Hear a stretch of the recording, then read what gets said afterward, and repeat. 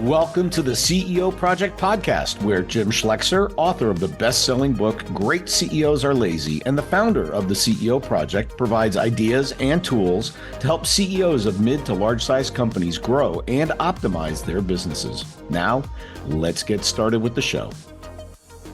Welcome, everybody, to another CEO Project Podcast. I knew I was going to blow it eventually, everybody. I told you I was going to do it. It took me like 5 or 6 before I blew it. But anyway, I'm Jim Schleckser. I'm your host, and I'm the founder of the CEO Project. Today, we've got an interesting guest to talk to us today. Michael D. Levitt is a global thought leader on HR, burnout, and workplace culture, a CBT, which is cognitive behavioral therapy, as I learned out, and NLP, neuro-linguistic programming, I think, therapist, top 50 global thought leader, influencer on health and wellness, a sought-after keynote speaker, executive coach, published author of several books, and the host of the Breakfast Leadership Show, a top 20 global podcast for thought leadership by Thinkers 360. Welcome, Michael. You feeling healthy? I'm feeling healthy, and the coffee's working really well. So, Well, I saw real quick. I saw a meme this morning that made me giggle. It's like I hear a voice. You know, there's two voices in my head. The first one says, "Drink coffee." The second voice says, "Listen to what he said." So, Uh-oh.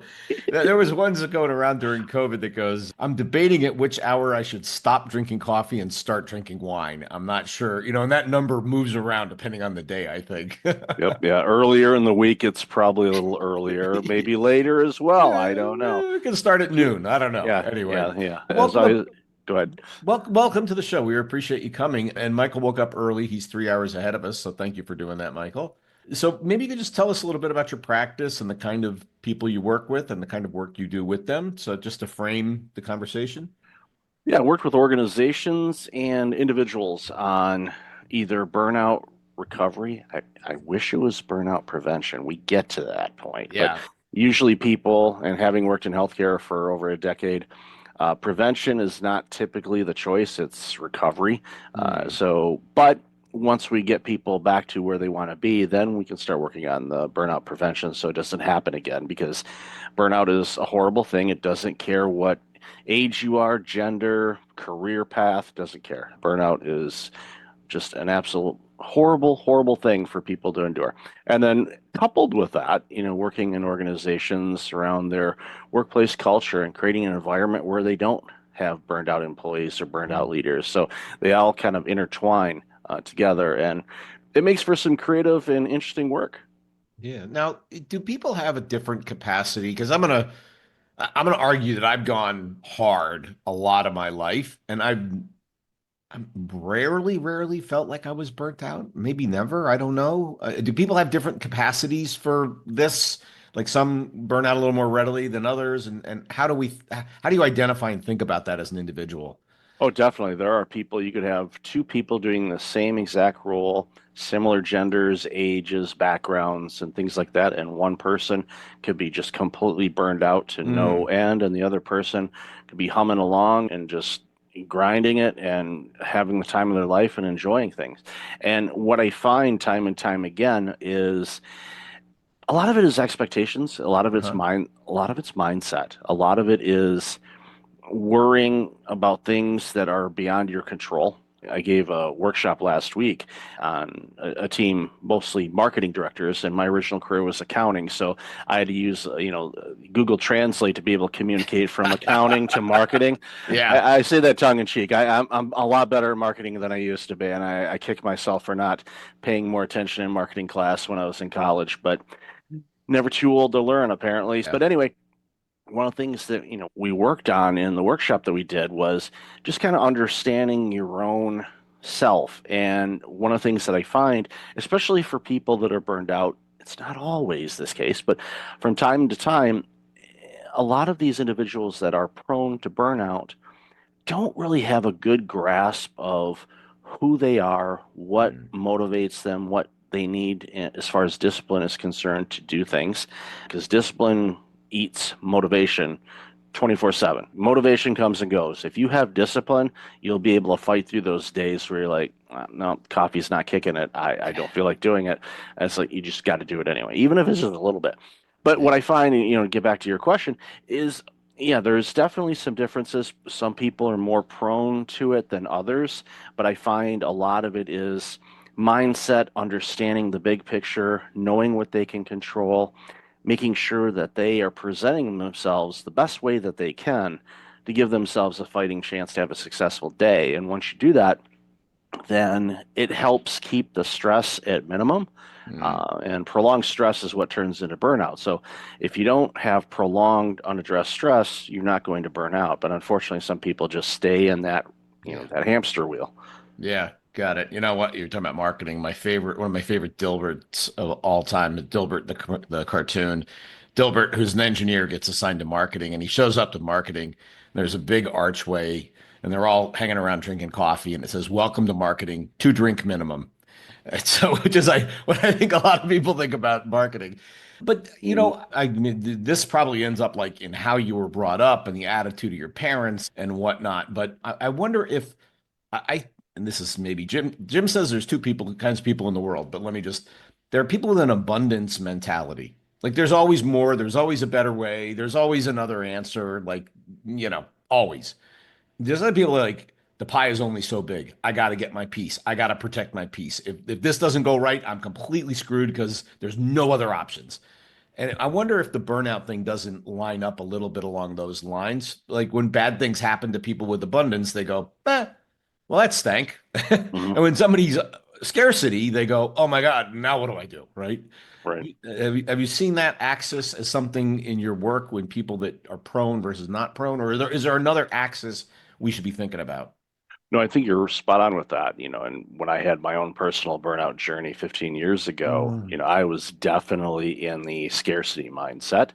And what's funny is, and this is one of those things that, came to me obviously much later in life, but it's amazing how little we do have in control. yeah. We can control ourselves, our attitudes, our mindset towards something, our behaviors, our habits. That's within our purview. And that's, if you focus on those things and you do those things really well for your own betterment, then you're going to be able to navigate through these things that are outside of your control. The Yeah. pandemic, inflation, maybe you're happy or maybe you're not happy about the turnout of the presidential election. There's all these things, and everybody gets so worked up. And of course, I'm not going to pick on the media too much, but they need ratings. So what do? They put They're, some things out there to look, get people. they're amplifiers, man. They're amplifiers, right? Exactly. So, Yeah. there's a great book that I like that was it's a Dale Carnegie book, and it was not his most popular one, but it's called How to Stop Worrying and Start Living. You may have read it. And he talks about the idea that, once you have a situation, think about what's the worst that could happen. Would I be okay if that occurred? What can I do to make the situation better? Do all those things. Well, really the list you just indicated, right? And then at that point, his is turn it over to God, which is just let it go because worrying doesn't help. And I used to run into people, they go, well, why aren't you worried? I'm like, would it help? And they go, Yeah. no. I go, that's why I'm not worried. Yeah. Yeah. Well, I've seen people, worrying is just praying for the bad thing to happen. It's like, Oh, God. if you're afraid it's going to happen, in many angles, some people say, well, you're manifesting that to happen. Why I shouldn't? think there's some law of attraction in the world. I think so. Yeah. Oh, definitely. So, having that mindset, like you mentioned a moment ago, of just like, yeah, yeah, that sucked, but guess what? I'm gonna go through this. Yep, all right, I lost this. All right, well, I'll get it again, or I'll do something else, or I'll go a different path, or that didn't work. Okay, great. Well, thinking back to Edison, the Yeah. thousand times that things didn't work, and it's like, okay, cool. I'm getting closer, getting closer. And will you ever get there? Who knows? But again, learn this lesson a lot later than I should have, but it's not the destination, it's the journey. I was just going there. Yeah, I think you're so right about that. Just breathe it in, open the windows, Yeah, and have a great time on the way there, right? And absolutely. hopefully you get there, but who Hmm. knows? Let's elevate, right? We've been sort of talking at the individual level. Most of the people listening to this podcast probably go, I don't get burned out. I give burnout, right? But how do they create organizations and cultures that allow people not to go into that flight or fight, high stress mode? It's simple to do, but it's also simple not to do. Yeah. And what it boils down to, as with everything, is communication and figuring out what is the best way to communicate with your team, what is needed and required to serve your client, customer, widget, however you want to identify them. And the workloads, and this is a conversation again, going back to that workshop I had last week. They said, the work never ends. And I said, that's a good thing. And That's called job security. that's called you still have gainful employment. Yeah. You will get a W-2 at the end of the year. That's great. That think positive. It's yeah, but again, you and this is one of those things where when I was recovering from my burnout, one of the things that I do with teams and individuals that are recovering from it is like, okay, once they recover, and if they choose to go into the deeper dive of figuring out why they burned out in the first place, I always tell them approach it with a level of curiosity. Mm. Don't go in there beating yourself up. You already did a great enough job of that. Okay. Yeah. Yeah. You already got the trophy. We Yeah, just you were placed on the mat and they counted to 10 and we got that. Now is okay, why was that important to me? And a yeah. lot of that goes back to the therapies and whatnot and why, started doing work in that area is because time and time again, a lot of the situations go back as far as childhood for some Yeah. people, as Yeah. far as trying to be, prove something to their parents or I identify as a reformed people pleaser. I, Mm. I know that. And I do my best to not be in that state. Doesn't mean I can't help people. I actually enjoy doing that, but I have to make sure that I'm not doing it to my own detriment. Yeah. And a lot of people do that, even in leaders. Leaders like, I'm going to give and give and give and to make sure this team is great, but then they're completely empty and they're not present for the things in life that's important to them. So to Mm. go back to your question, communication is the big thing. One, Okay. big picture, understand where everything is with the understanding that things move. Yep. What's priority one today may not be priority one this afternoon or tomorrow because something else comes up. That something could be anything. Yep. And I was like, okay, clear the decks. We got to focus on this.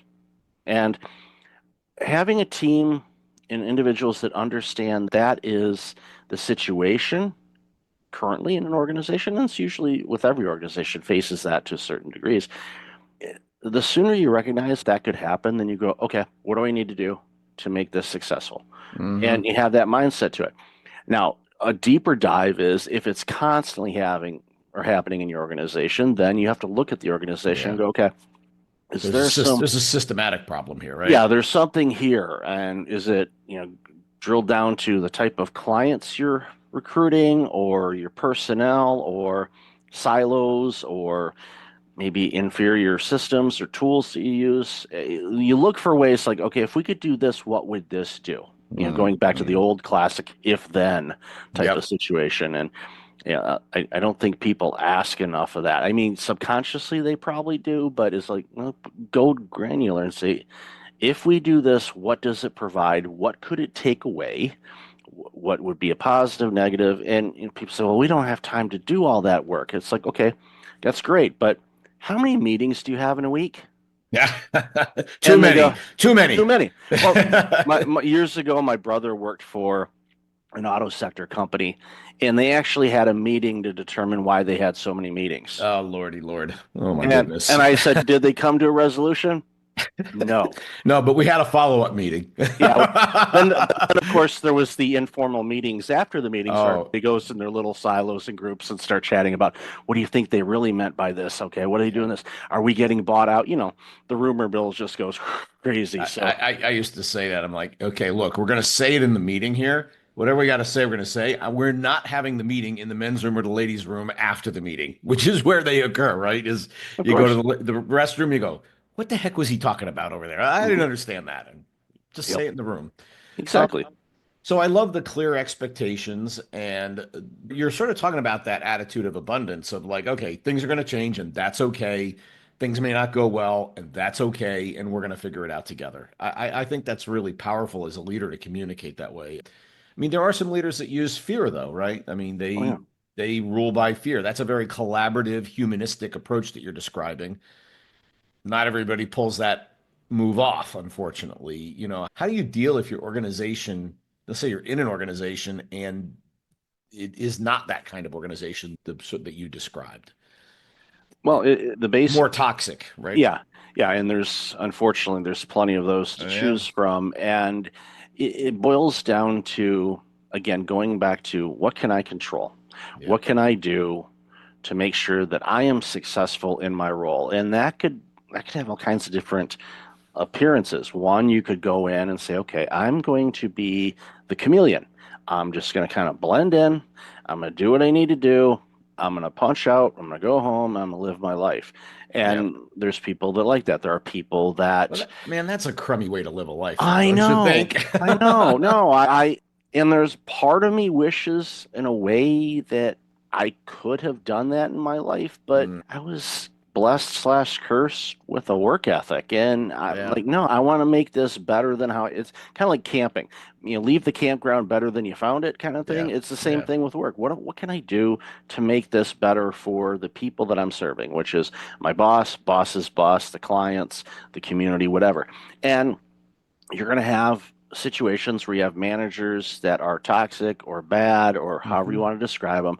And I when I talk to people and they're like, my manager's really bad, and I said, do you think they might have self-confidence issues? I don't know the person, but a lot of people that behave a certain way are because they have so much self-doubt in their ability to Yeah. do the job that they Yep. figure, okay, I'm going to bring the stick instead of the carrot. And it doesn't have to be that way, but again, that can go back for that individual to their childbearing or rearing age, I should say. And it could have been their parent or grandparent. That just could be the environment they grew up in. So that's what they know. Yeah. And seek to understand. That's one of those phrases that I tell people all the time. It's like, try to see it from their point of view. Come up with an olive branch if you can.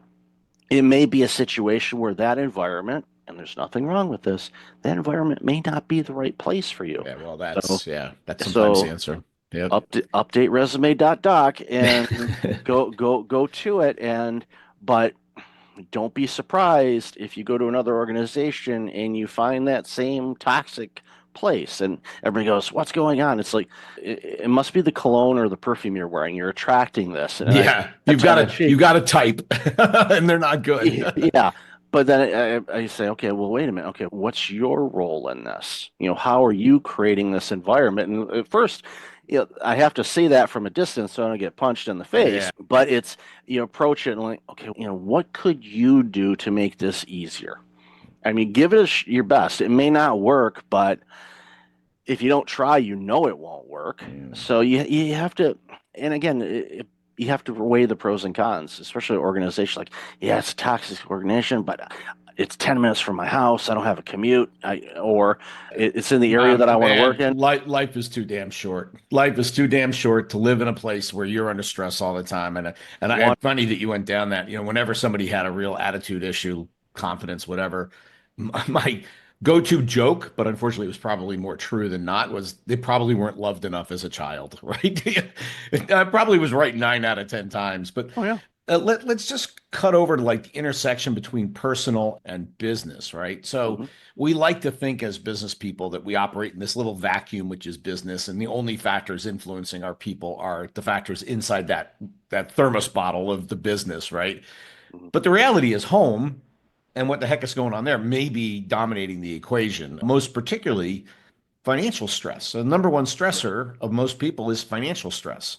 absolutely, So but I mean, I can't control that as their leader. Well, I could give them more money, but that's not necessarily fair to everybody else. So, right, how do we deal with the fact that, people, they have multiple influences and they may show up to work with no buffer left, right? They right, consumed all their emotional buffer at home and they show up and it's bone on bone when they hit work. And so immediately they go to burnout or stress or anger or whatever. How do we engage with people that show up without any buffer, and it's nothing we did. We're doing yeah. everything right. Yeah, exactly. The organization could be doing everything it's supposed to, really decent benefits package, mental health insurance, the Yep. compensation is Collaborative environment, yeah, uh, nurturing people. Yeah. yeah, Oh, above average on salaries. All the things where it's like, okay, this is a five-star organization that's going to be rated well year after year. But unfortunately, people, and I kind of wish people would adapt the airline kind of methodology on some hmm. things. They show up to work and they bring all the baggage. Yeah, Um, right. Yeah, that's limit one good. bag, otherwise you're going to be charging you $50 a bag. And all of a sudden, and again, it's a lot of times it comes down to accountability, but people are bringing their stuff, and you're right on. Yeah. It's like, okay, they're having marital problems, so their teenager isn't listening, which is the first time that's ever happened in the history of Yeah. humanity, having survived that genre of age group, thankfully, sort of, in a way. But they bring all this stuff, and we say you have your work face and your home face, and you're one person, Yeah. and all those things come into play. There could be people in your work environment that trigger you because they remind you, I use the phrase stand in. So they remind you of somebody else in your life, or maybe somebody in your previous life where, former boss, former lover, former, coworker that, bugged you or rubbed you the wrong way. And all of a sudden this person presents, they had nothing to do with that Yeah. individual, but they Yeah. remind you. It's like, okay, you remind me of Marvin. I can't stand that SOB. And all of a Yeah. sudden, that poor person gets classified as Marvin, even though, okay, there might be some similar traits. It's not Marvin. Nah. So you have to check yourself and go, okay, why is this person bugging me? And I've had that in my career where there was somebody that bugged me, and eventually, either through my own bravery or through the guidance of a leader or a coworker, said, go talk it out. Let's go find a safe space. They didn't call it safe space then, but let's go find Yeah. a place. Let's have a chat. Air things. And 9 times out of 10, it was just completely misinterpreting what people were saying or doing. And they're like, no, no, I think you do a great job. And especially on this project where you were able to save that company 15%, on whatever. I almost said on their car insurance. I was going to Yeah. sound You've like you I you've sound been like a, programmed. yeah, exactly. One of us. Yeah. But it's again, it goes back to communication. It's like if you think someone has an issue, say, "Can we talk?" It's like it Yeah. makes sense. But again, you approach it with an openness, even with an element of vulnerability. So you're not going in there like you've got the stick behind your back and you're getting ready to hit them. Like, no, I truly want to see how we can make this a bit better. Yeah. But And Michael, that's easy to say, but there are people that are just oh yeah, non-confrontational. I mean, of course. they will not and don't want to have that conversation. They're Mm-mm. not going to force the conversation. Yeah, So they're just going to suffer it, frankly. It's just the way exactly. it is.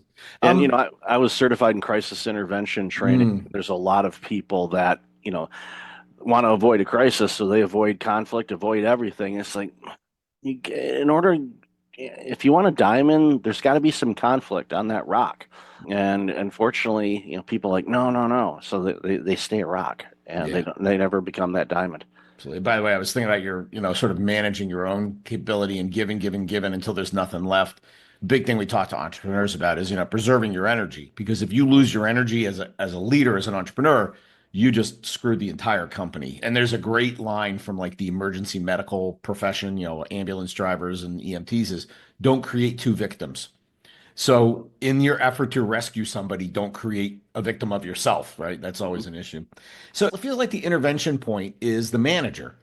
Like, if we could get our managers really on sides with watching out for overstressing people and being accommodating. So, let's say I was running an organization. I said, I really would like my managers to be better at this Mhm. because I'm getting this in my employee feedback that you're burning us out. We're stressed beyond words. Let's say I want to change that. How do I intervene? Is it at the manager level? And how do I intervene to try to change the dynamic?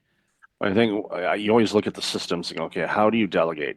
How does the work get delegated? Is it like the typical case where you've got two or three all-stars and you give them all the work because you know it's going to get done really well and you Yeah. overwhelm them and then they leave and then all of a sudden you've got, the AAA team coming in, nothing wrong with them. They'll get the work done, but they're just not the same. And then Yeah. wash, rinse, repeat, you keep doing it. So what I find, and I was guilty of this when I was learning how to delegate was, I went from the one side of the pendulum where I didn't want to burn my people out, so I was doing everything, which in turn burned me out, Yep. to the if it lands on my desk, my first question is who besides me can do this? And if I come up with a name, guess what? They're getting it.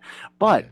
as managers, we often suck at not keeping track of what we delegate. We don't have a Mm. system in place to say, okay, I've given Steve these things, I've given Jim these things, Maria has this, and you kind of harmonize it out and you look and say, okay, what's the capacity of everybody? And you have to understand that. And that again is an ongoing thing. You have to make that part of your DNA. You have to say, okay, what is everybody working on? And it can't be just like a 5 second thing. You, as a manager, you have to manage things. And unfortunately, for many managers, they were never trained that. They were Yeah. awesome at what they were doing. And all of a sudden, you're like, you're so good at this, we're going to make you Right. manager. Or, Well, even worse, they use their own high capacity as the assessment. And they go, yeah, she should be able to handle this. I could have handled it. No problem. And if you're that weird special person, other people aren't like you. It's a right. bad comparison point. Yeah. Yeah. Um, So you have that situation where giving the managers the skill set and the training so they can be better at managing and kind of gauging where things are. There's going to be degrees of success. Some are going to be better at it than others. But again, it goes back to accountability. And I tell employees this, you have to get some bravery and speak your truth. Now, again, do it in a way where it's not confrontational. And this is one of the things I have people do all the time. So if you think you're burned out at work, how do I approach my boss about that? I said, well, first, you definitely approach them, but you want to go in there prepared. You don't go in there confrontational, say, you did this to me. No, you say, okay, and this is what I've done when I was burning out. I said, okay, this is all the work that I have assigned. Can we have a review of everything because I'm feeling overwhelmed right now mm, and I want to do a great job, but I'm concerned that I won't be able to because I'm just overwhelmed by all of this work. So hopefully the manager will go, yeah, let's look at that. And then sometimes the manager will realize, oh my goodness, we have just dumped everything on you. We're so sorry. Or they may say, you know what? That's the nature of the business. Suck it up and get to it. yeah. You'll figure that out. But at least, I love in that the prioritization conversation. yeah. Like, here's my work stack. Help me understand the priority of the things in this work stack Hmm. because they're not all A plus urgent. No. Some are Yeah. C's. And if you help me understand that, I can manage how I apply my time a little bit better for you. Yeah, and going back to what you said earlier on the energy side of things, one of the things that I have people do is get really crystal clear on their energy levels throughout their Yeah. day. Mm, And because I'm one where in the mornings, I'm pretty productive. I can get through a lot of things. Afternoons, yeah. depends. Yeah. So I know that. So when I'm scheduling my work, I schedule it to match my energy. Yeah. Now, if you're in this rapid fire type of environment, like a newsroom, for example. Okay, no new news at 2 o'clock in the afternoon. We don't want any breaking news. No, Yeah. no. We'll save it for the morning. Yeah. No, I mean something goes off at 3 p.m. in the afternoon. It's like you're getting ready to go, head out for the day, and all of a sudden breaking news hits, and it's a huge news story. You're not going anywhere. You're going No, back no. and you're going and you're getting all the information and getting those reports out. So it's just again understanding, and this goes back to my original career in accounting. Tax season. It's coming up, Oh, people. Sorry. It's that annual ugh. But working at a CPA firm, I knew from January until April 15th, I was going to be working a ton of hours, a yep. lot of hours. I knew Yep. it. That was the reality of it. Worrying about it and stressing out over it wasn't going to change that fact. It was a fact. So for me, I just made sure it's like, okay, what do I need to do to prepare myself so I can navigate through this? And year after year, I got better at it to the point where at April 16th, still felt amazing and relieved, but I wasn't as worn out as I was in my earlier part of my career when I started because I didn't know how to, manage myself Yeah. and understanding my energy levels and what do I need to do to make sure that I'm the best version of me. And that's sleep, eating right for you, all the fun, living life, all the fun things. And all these ingredients make you. So choose Yeah. the right ingredients. Awesome. Hey, Michael, this was great. I really appreciate the time and the wisdom. And if people want more Michael in their life, how would they find you? Well, they'd have to argue with my wife first. No, I'm just kidding. She doesn't share so well. Yeah. It depends on the day. She may say you can have them. I mean, she said that at her workplace, which I find. So, you can have them, and they look at her, and then they look at me, and I just go, yeah. Don't ask a question you don't want the answer to. Yeah, right? Yeah. Don't ask me questions. I'll tell you no lies. Best way to find me is just go to breakfastleadership.com, and all the resources are either at the top of the page, or if you're looking on the phone, just look for the ellipsis and all kinds of different content and links to the podcast, to our articles, all kinds of stuff. So breakfastleadership.com is the best place to find me. Beautiful. Thank you, Michael, for your time. I really appreciate it. Thank you. And I thank you for joining us on the CEO Project Podcast, and we will see you next week. Thanks for listening to the CEO Project Podcast. We'll see you next time. Be sure to subscribe to get all the future episodes and check out our website, www.theceoproject.com.